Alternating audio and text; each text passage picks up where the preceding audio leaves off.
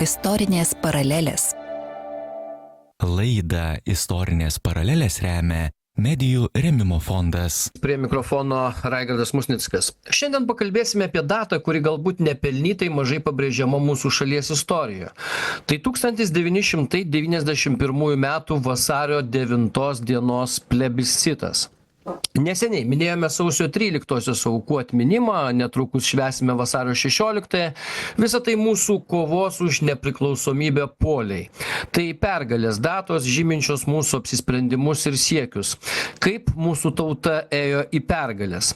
Surengusi sausio 13-osios žudynės, Sovietų sąjunga tikėjosi, kad tokiu būdu palauš mūsų dvasią priešintis okupantams, bet nepavyko. 1991 metais vasario 9 dieną pirmą kartą Lietuvos istorijoje surengtas referendumas. Tautos buvo klausiama, ar mes pritarėme, kad Lietuva yra nepriklausoma demokratinė respublika. Kitaip sakant, gyventojų buvo prašoma įsipareigoti išrinktų aukščiausios tarybos narių priimtam aktui dėl Lietuvos valstybės nepriklausomybės atkūrimo. Šioje apklausoje buvo išdalyta 2 247 810 biuletenių. Referendume dalyvavo 2 241 992 piliečiai, iš kurių net 2 028 339, o tai yra 90% visų dalyvavusių pasisekė už minėtą formuluotę ir taip dar kartą patvirtino pasiryžimą kurti nepriklausomą ir demokratinę Lietuvos Respubliką. Šis plebiscitas įvyko nepaisant tiesioginės grėsmės, kurią vis dar kėlė sovietinė kariuomenė. Juk ji vos prieš mėnesį sausio 13-ąją naudodama ginklus ir tankus įvykdė represijas prieš taikius Lietuvos gyventojų mitingus ir praliejo lietuvių kraują. Taigi mes šiandien ir pakalbėsime apie šitą turbūt, turbūt dar nei karto nepakartota po to meilės aktą Lietuvai, vasario 9-osios plebiscitas, ar dar kartą pavyktų pakartoti tokią meilę Lietuvai, šiandien klausime ir tokiu kampu. Ir šiandien su mumis žmonės, kurie kaip tik tuo metu prisimena tuos įvykius, dalyvavo tuos įvykius, rengė tuos įvykius, plebiscitus, žinojo, kaip visą tai atrodė iš vidaus. Nepriklausomybės akto signatarai Vytenis Andriukaitis ir Mečys Laurinkus. Labą dieną abiems. Labą dieną. Tai Vyteni, gal pradėkime nuo jūsų iš tikrųjų. Ar jūs turbūt ryškiai prisimena tą laikotarpį, nes vasario 9-osios plebiscitas turbūt toks referendumas, pirmasis referendumas, kurį, nežinau, ar dar įmanoma būtų pakartoti. Kas jūsų atminty likę? Mano atminty likę labai daug. Neišpasakyti ir pradėsiu iš karto nuo vieno įdomaus epizodo, kur visiškai ištrintas turbūt iš mūsų diskurso. Idėja surengti plebiscitą juk turi autorių. Ir aš galiu pasakyti, kas yra šios idėjos autorius, kuris visą laiką apie tai kalbėjo. Tai buvo ir sąjūdžio jau antroji bangoji sąjūdžio taryboje labai aktyviai buvęs istorikas Antanas Kulakauskas.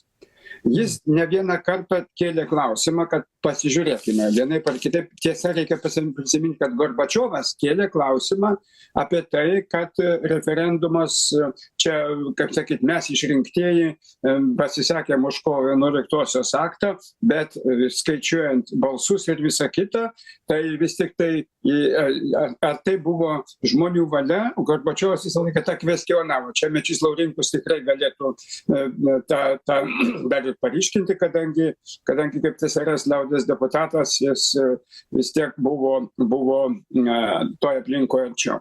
Bet šitą idėją, kad reikėtų atsakyti būtent to pačiu, pasinaudoti progą plebiscitui, Antanas Kulakauskas visą laiką keldavo.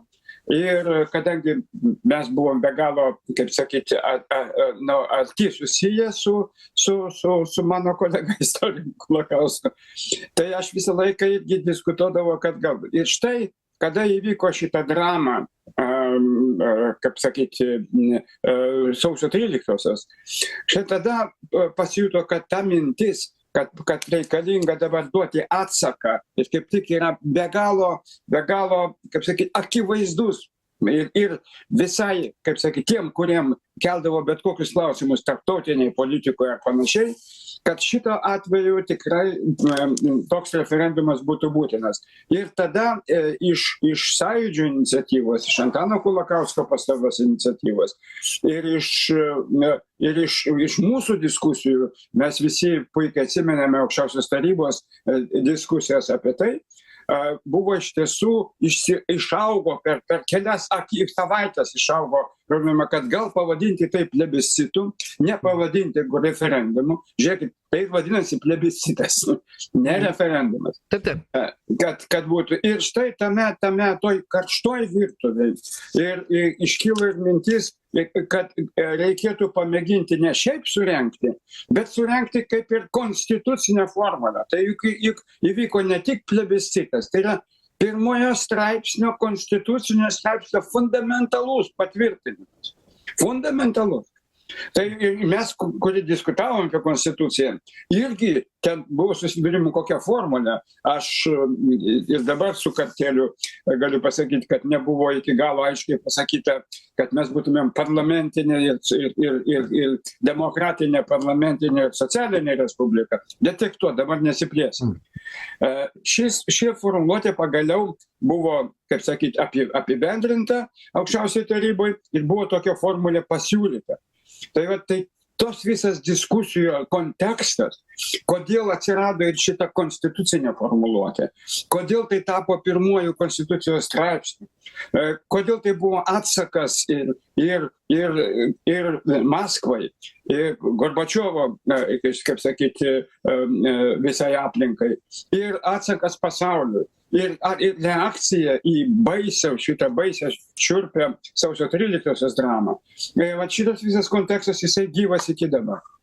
Dėkui, Vyteni. Mečy, iš tikrųjų, kaip jūs pamenat, čia keletas įdomių dalykų yra, nes ar plebiscitas iš principo jisai klausia visuotinės tautos nuomonės, ar jie, kaip čia reikėtų sakyti, ar jie pritarė, kad Lietuva yra nepriklausoma, ir tas klausimas iškeliamas beveik po metų po to, kai Lietuva paskelbė nepriklausomybę. Iš tiesų, tarsi, taip sakykim, tarsi mes būtume nežinoję, o ką tauta apie tai mano. Ar čia buvo ta idėja paklausti, ar vis dėlto gudresnis čia ėjimas buvo reikalingas, nes kiek aš pamenu istorijoje, tai turėjo būti vasario 17 berods rengiamas Tarybų sąjungos, Sovietų sąjungos referendumas dėl to, ar turėtų išlikti Tarybų sąjunga ir taip toliau. Ir čia lietuvių valdžia gudriai užbėgo už akių su plebiscitu, ar ne? Kaip Taip, bet žiūrėkit, bet kodėl mes ir nenaudojam žodžio referendumas?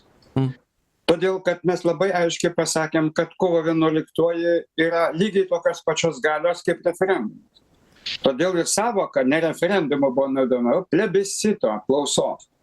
Ir savoka buvo susijusi būtent su tuo, kad nepaneigti kovo 11-osios gelmės, nes būtų konfliktas.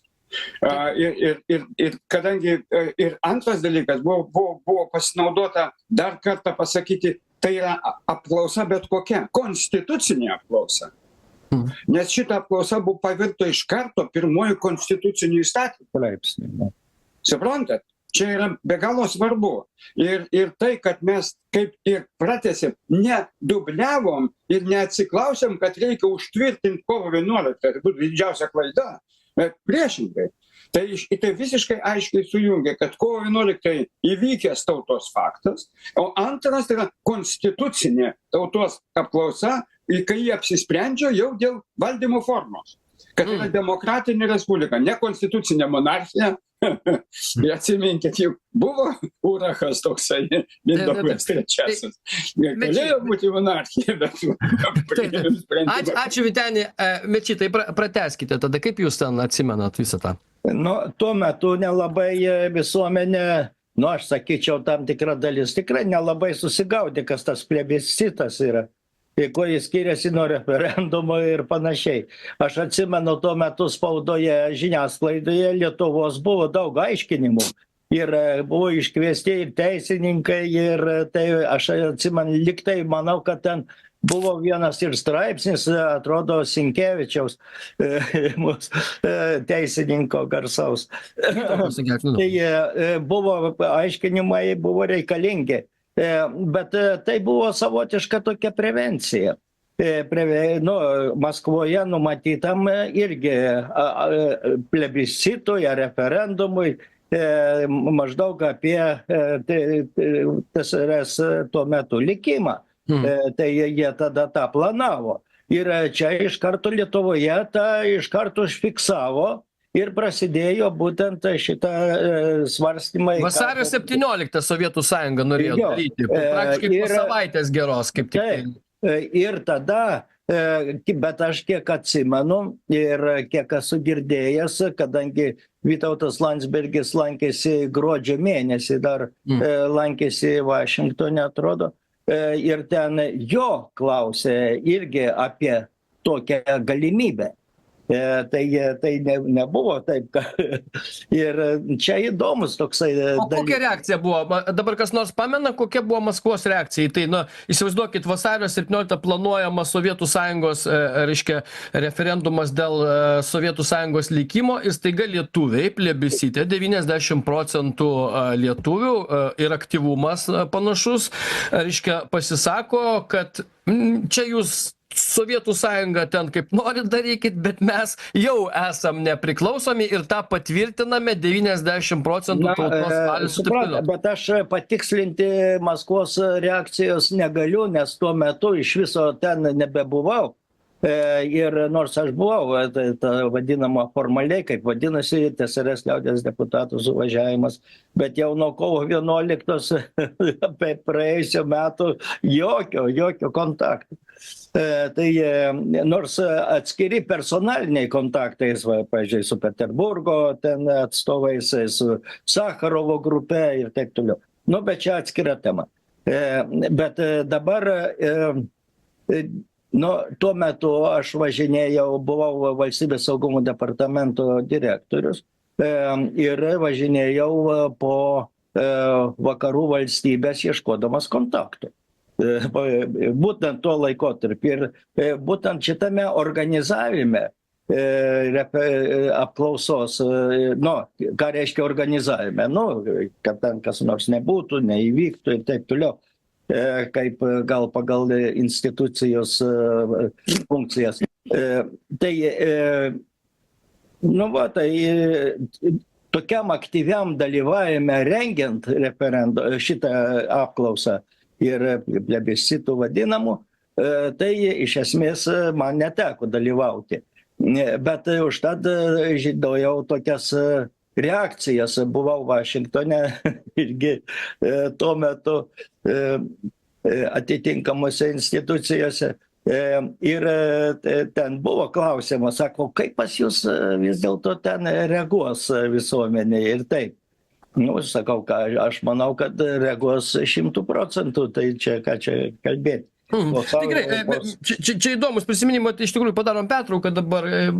Ar buvo klausimas baimių apie tai, kad, pavyzdžiui, po sausio 13-osios staiga tauta pagalvoja, kaip kartais būna, gal čia neerzinkim, gal čia dar kažką ir staiga nubalsuoja kitaip. Vat kokie scenarijai galėjo būti, jeigu būtų, pavyzdžiui, plebiscitas nepavykęs, turiu omeny nepavykęs, tai arba nesusirinkę žmonės, arba nubalsavę kaip nors kitaip, ne tiek, kiek. Vat apie tas nuotaikas mes po pertraukos pašnekėsime. Istorinės paralelės. Laidą Istorinės paralelės remia Medijų rėmimo fondas. Ir aiškiname šiandien, ar dar pavyktų pakartoti tokią meilę Lietuvai. Mes kalbam apie vasario 9-osios plebiscitą. Vasario 9-oji jau šį savaitgalį ir iš tikrųjų data, kuri kartais galbūt nepelnytai mažai akcentuojama mūsų šalies istorijoje, bet tai, jisai vadinasi plebiscitas.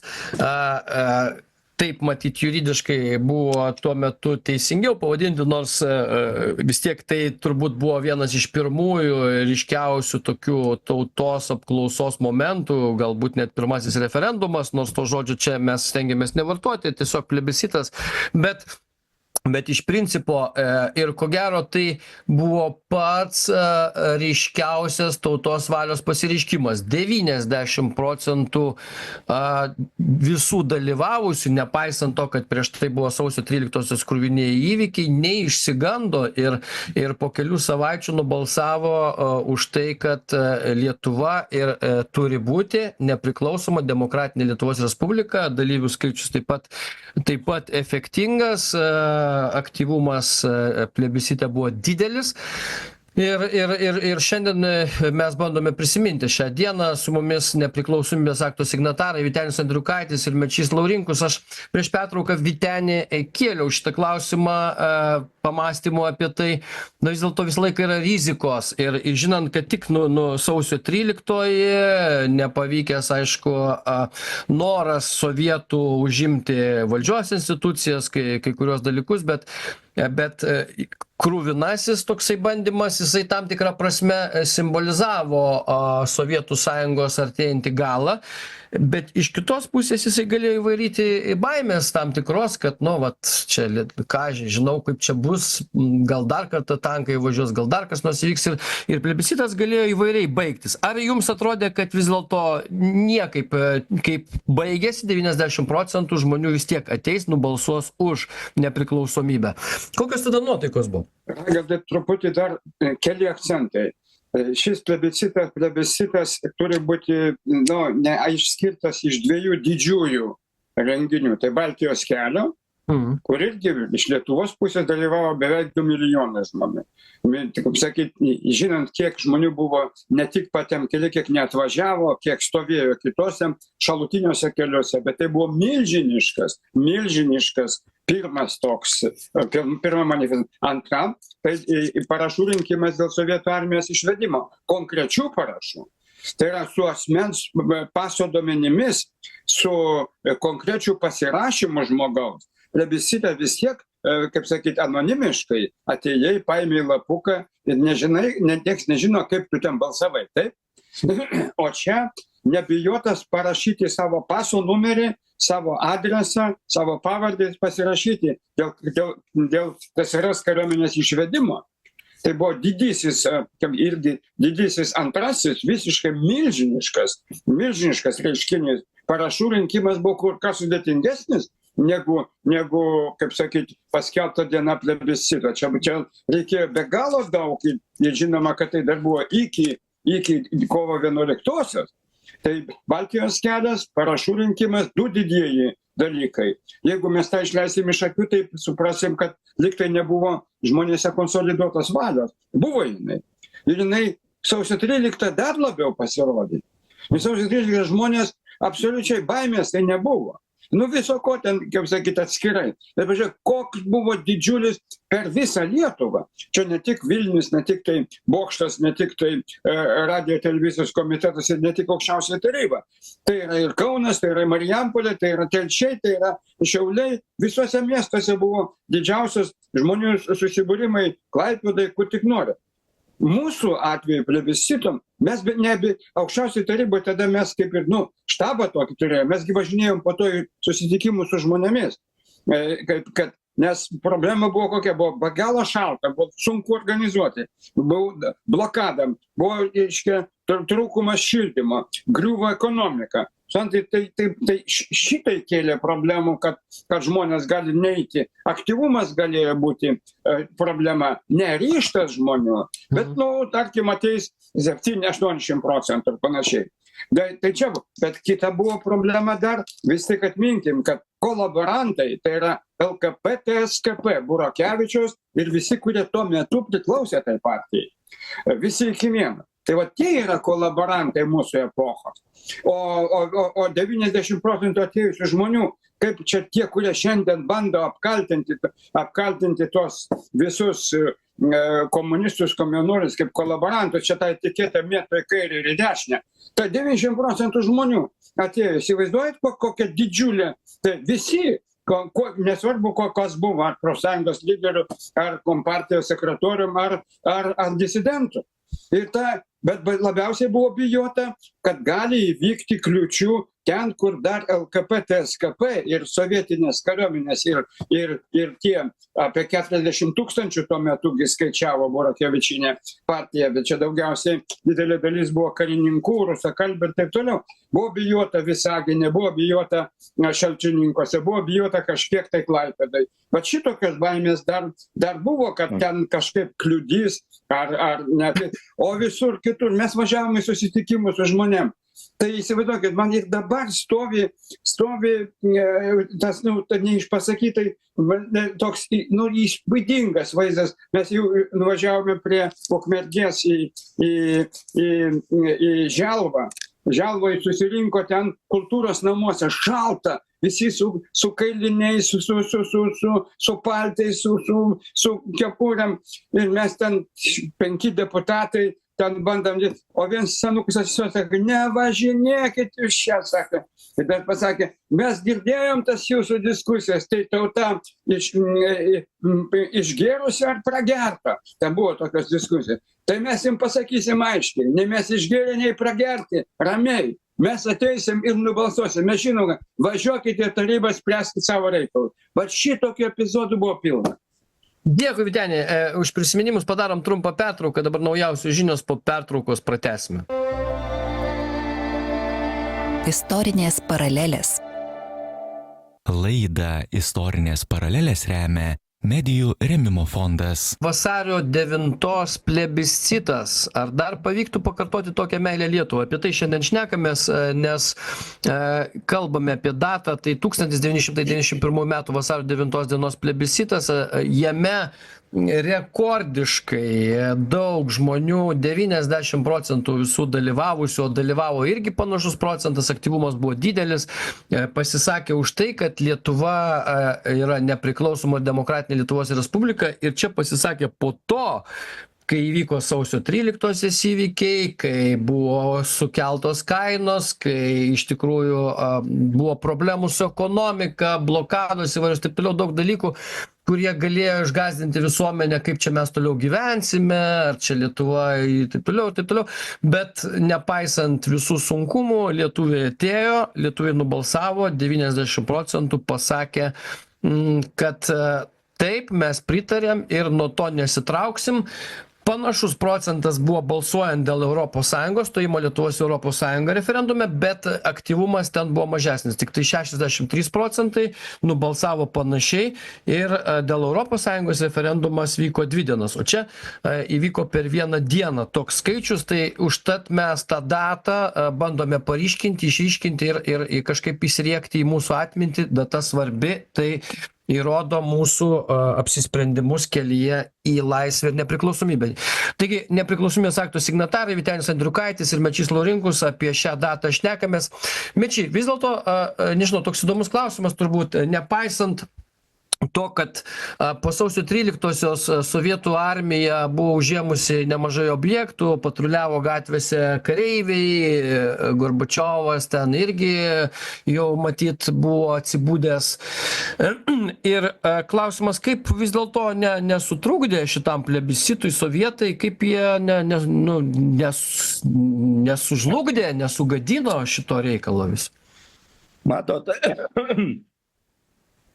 jau pati sausio 13 Gorbačiovui buvo, ten aplinkybės mes žinom, kaip jau dabar iš daugybės prisiminimų iš jo aplinkos. Tai praktiškai jau po visą, kas po to įvyko, ir artėjo čia vasario mėnuo, ir kovo mėnuo, ir ten patikrinimai, atseit, kad reikia čia referendumą ir visoj Sovietų Sąjungoje, koks likimas, Gorbačiovas jau puikiai suprato, tuo metu, aš dabar jau dar keletą iš jo aplinkos, kaip sakau, prisiminimų, kad praktiškai artėja jo pabaiga ir viskas. Ir tai buvo jau visai kiti klausimai. Ten jau šitas dalykas jam tikrai jie neįsiėmė nei jokių priemonių, nei jokių informacinių, nei ką ir taip toliau. Kai vakaruose tada buvau, ne vienoj valstybei, tuo metu, tom dienom, tada manęs neformaliuose susitikimuose taip ir klausdavo. Ar jūsų visuomenės neišgazdino sausio 13? Nu, dabar bus apklausa tokia. Tai sako, gal visiškai kitaip pasakė. Aš sakau, jeigu žmonės šitokių masiškai praktiškai atėjo prie parlamento rūmų, atėjo prie Seimo ir jį saugojo dieną naktį ir taip toliau, tai sakau, čia akivaizdu, kokie čia tai bus rezultatai. Nieko čia niekas neišgazdino ir bus pilna. Čia Vytenis užsiminė apie Baltijos kelią, teisingai.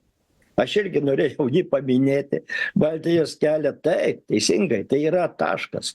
Ir aš dar paminėčiau visą tą tokią eigą, kada visuomenė dalyvauja, pradedant nuo mitingų Vingio parke, paskui taip, žinom visus tos įvykius toliau, ir Baltijos kelias reikšmingiausias yra visuomenės reiškimuose tokia, konkrečiai, tengi visi suprato, kad yra palaikoma valstybės nepriklausomybės atkūrimo idėja. Viskas.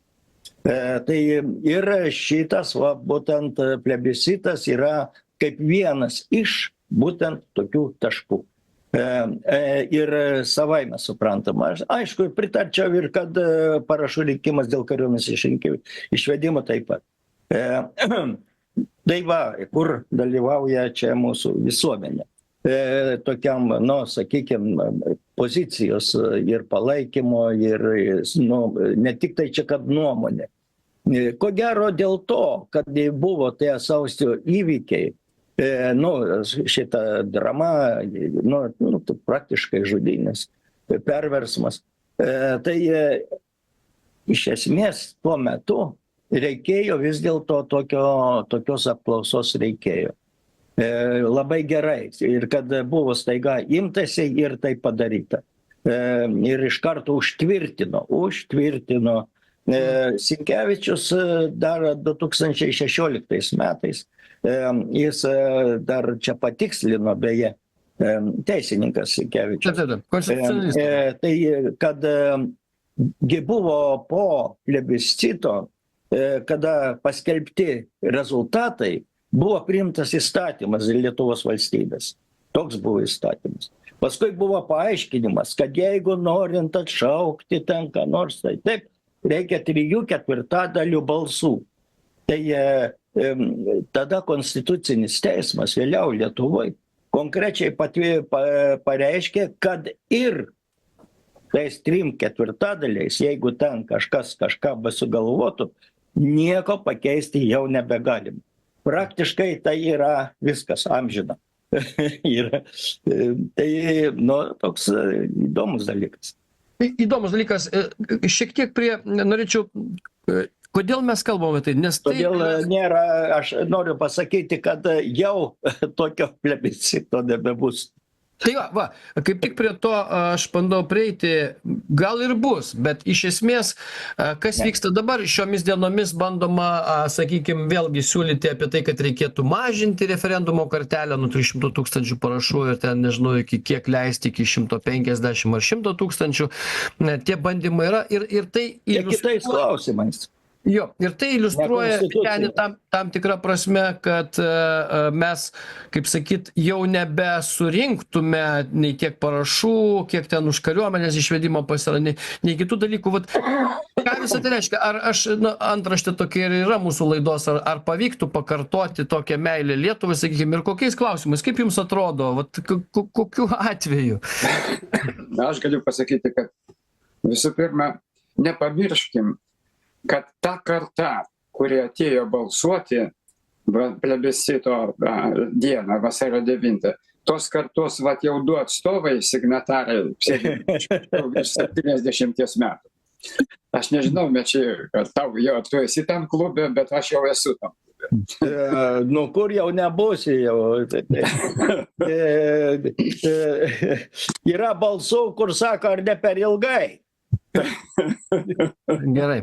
Tai įsivaizduokite dabar ir tie, kurie, mes tada buvom jauni, mes buvom tada 40-42 metų. Tai dabar 40-mečiai, kurie mus klauso, taip, įsivaizduokite dabar. Tai jie į mus žiūri kaip į, mamutų tokus. Reiškia, kaip mes anksčiau žiūrėdavom į tos armijos veteranų tarybiniais laikais. Tai, kaip sakyt, turim suprasti šitą mes. Tai visa šita karta mūsų dabar, 51 metų gimimo, dabar 70-mečiai. Mes tada buvom jauni. 40, o dabar 40 metų kartai, aš galėčiau imti ir staiga pasakyti, dėl ko jie staiga meilę Lietuvai pareikštų. Galiu pasakyti, kad greičiausiai tikiu, kad pareikštų. Absoliučiai. Tik tai problema, koks tai bus egzistencinis įvykis.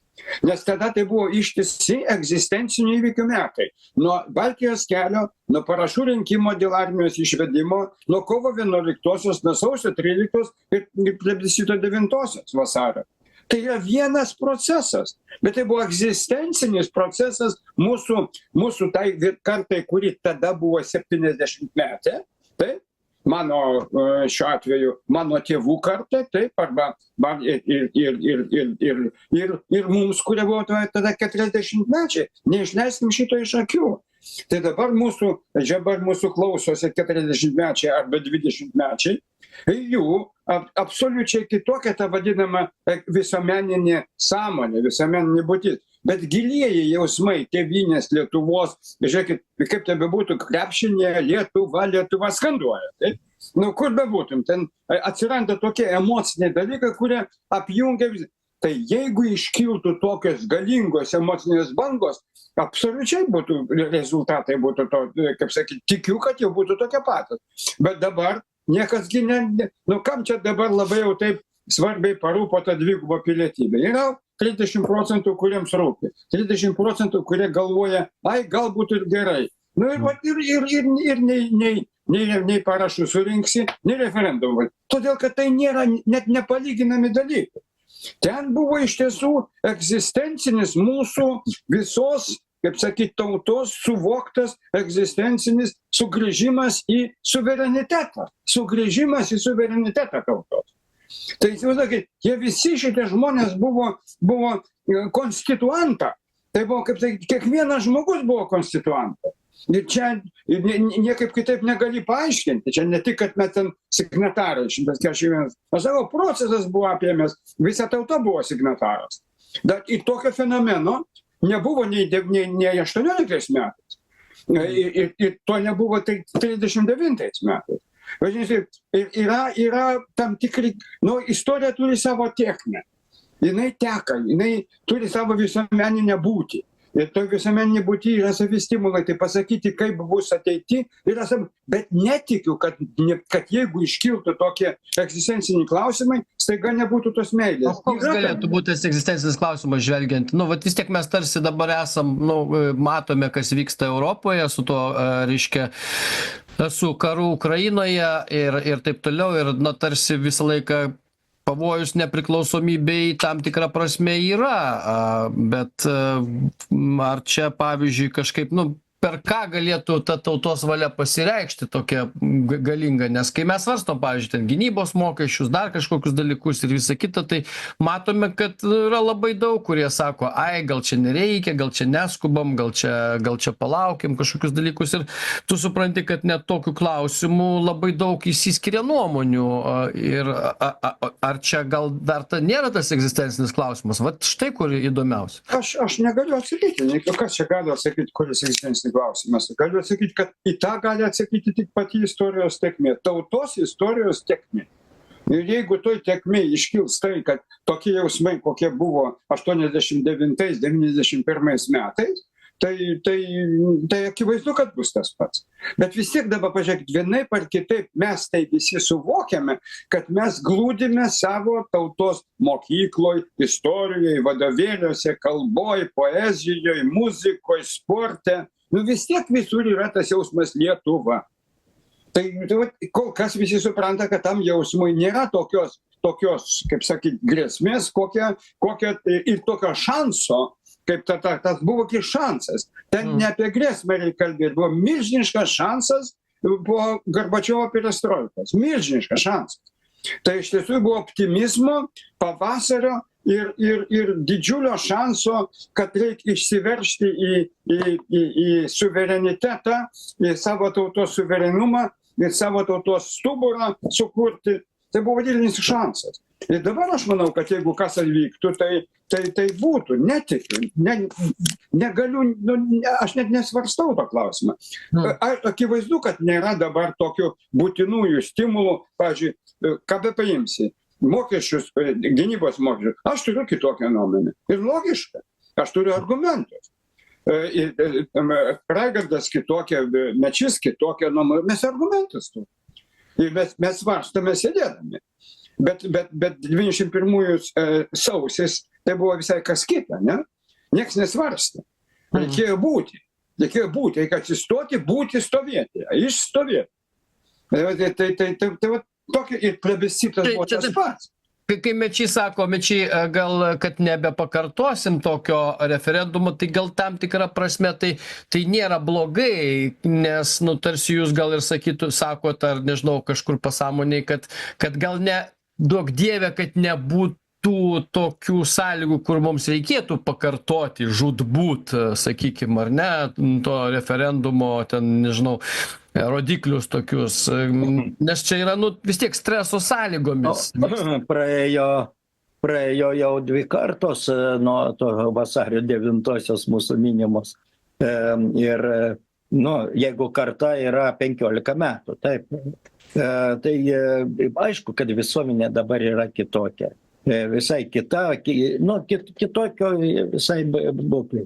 Ir kitokie klausimai. Bet jeigu būtų toks, sakykime, hipotetiškai, staiga iškiltų kažkas ir taip toliau, tai dar būtų tas pats, kas ir tada vasario 9. Manau, kad čia net neabejoju.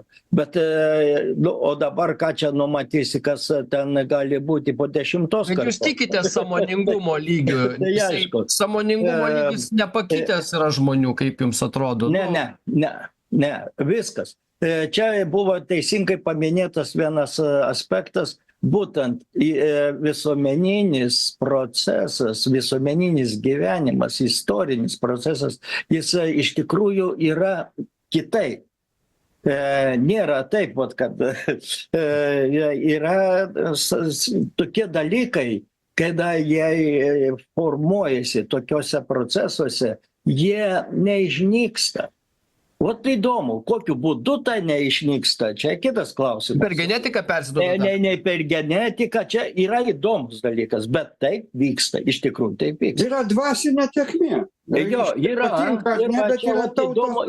čia netoks paprastas dalykas. Tautos dvasia, mes vėl pamirštam žodį dvasia. Dvasia yra, kaip tas dvasios manifestacija tokia. Dvasia teka. Geist yra net, iš tiesų, vokiečių filosofija tiek daug apie tai kalbėta ir kalba. Tai patinka ar ne, net neapibrėžti. Čia teisinga pastaba ir iš tikrųjų tai yra kitaip. Bet žinoma, tokių dalykų aš manau, kad jau tikrai nebebus, bet mano manimas, yra mano manimas, tai kad... Ne, tai gerai, viskas. Iš tikrųjų, mes kodėl prisimenam šitą datą ir primiktinai, aš siūlau ją prisiminti, net laidas darydamas dėl to, kad taip turbūt tautos dvasią stiprinant tos datos jos labai reikšmingos. Yra kiekvieną kartą prisimenant, kaip mes atrodėm ir kad nereikėtų kalbėti. Taip, kartos pasikeitusios, taip yra kiti interesai, kiti dalykai, bet svarbiausia, kad dvasia būtų pasiruošusi iššūkiams taip, tam taip. tikriems. Ir tos datos jos labai Ir svarbios, jis, nes jis rodo, kad mes galim. Šitas istorinis lygmuo, jis funkcionuoja per visas istorinę. Tai va, tai be to dar viena istorinė data bus vasario 8, tai irgi iliustruojanti mūsų dvasią vasario 8 atsijungimas nuo Brel. Tai mes dar kartą tapsime dar vieną kartą nepriklausomesni nuo, kaip sakoma, jau nuo visų. Taip kad mes vis einam į nepriklausomybę. Čia dėja ne, čia šitas techninis klausimas tik su internetu Bet susitvarkyti. jis rodo irgi mūsų. O šiaip malko užteks, nieko tokio čia. Jo. Čia dar Jo, turim jo. miško, dar pakuriansim, čia, kaip sakyt, nebėda. Aš skaldau malkas, skaldau. Gerai, tai kągi, dėkui labai mūsų pašnekovams, Vytenis Andriukaitis ir Mečys Laurinkų šiandien prisiminėm labai svarbią datą. Prisiminkite ir jūs savaitgalį šitą datą, vasario 9. Žinoma. Tai vertinga data mūsų istorijai ir mūsų tapatybei. Ačiū labai tiems, kas klausėsi, dėkui mūsų pašnekovams. Iki kitų kartų.